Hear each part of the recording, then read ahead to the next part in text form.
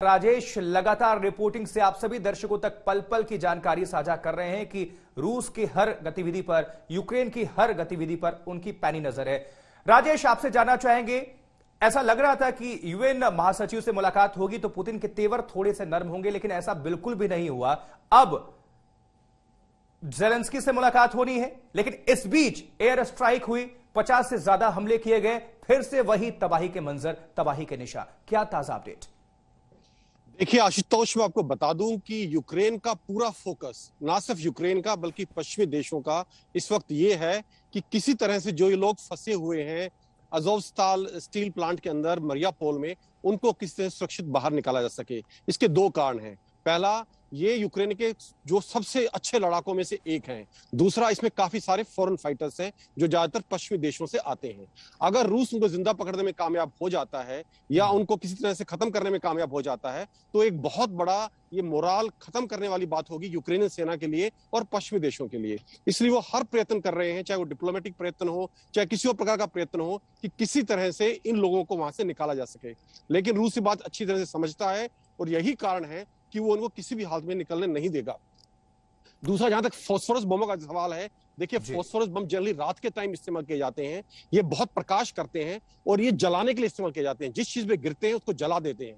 इसका military target पे use करना इंटरनेशनल लॉ के हिसाब से जायज है, लेकिन सिविलियन एरियाज में आप इसका इस्तेमाल नहीं कर सकते, और अगर आप करते हैं तो वो वॉर क्राइम की श्रेणी में आता है। आशुतोष, बहुत शुक्रिया राजेश, इस पूरी खबर पर अपडेट दर्शकों तक साझा करने के लिए।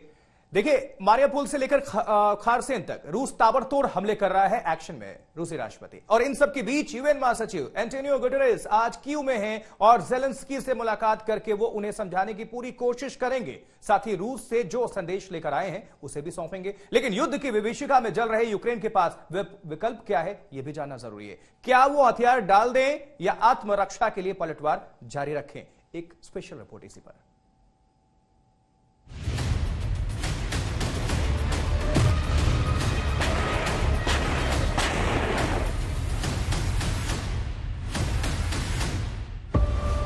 पुतिन से मुलाकात के 2 दिन बाद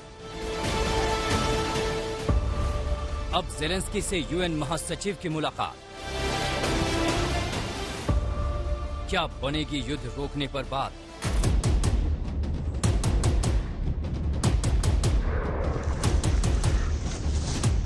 दुनिया टकटकी लगाकर यूएन महासचिव और यूक्रेन के राष्ट्रपति ज़ेलेंस्की की मुलाकात का इंतजार कर रही है।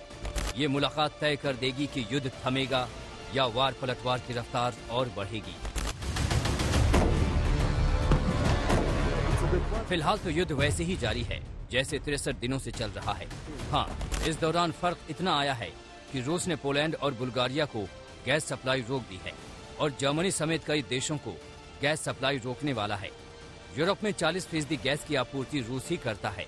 वो बिना बमबारी के भी पूरे यूरोप में हड़कंप मचा सकता है।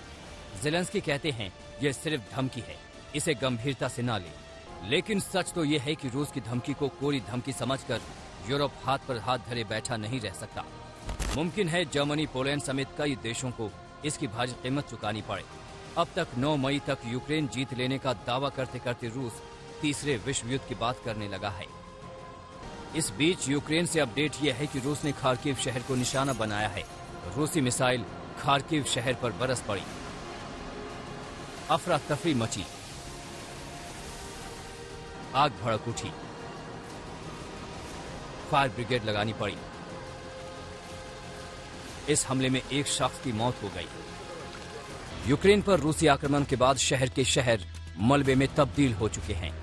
50 लाख से ज्यादा लोग देश छोड़कर जा चुके हैं। रूस डोनबास के बाद मारियोपोल और खेरसन पर कब्जा जमा चुका है। इसे यूरोप के लिए विनाशक बताते हुए ब्रिटेन के विदेश मंत्री ने तमाम देशों से यूक्रेन को भारी हथियार देने की अपील की है।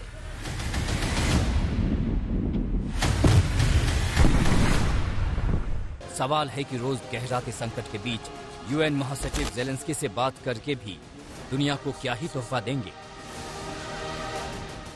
अभिषेक भल्ला के साथ राजेश पवार, कीव, आज तक।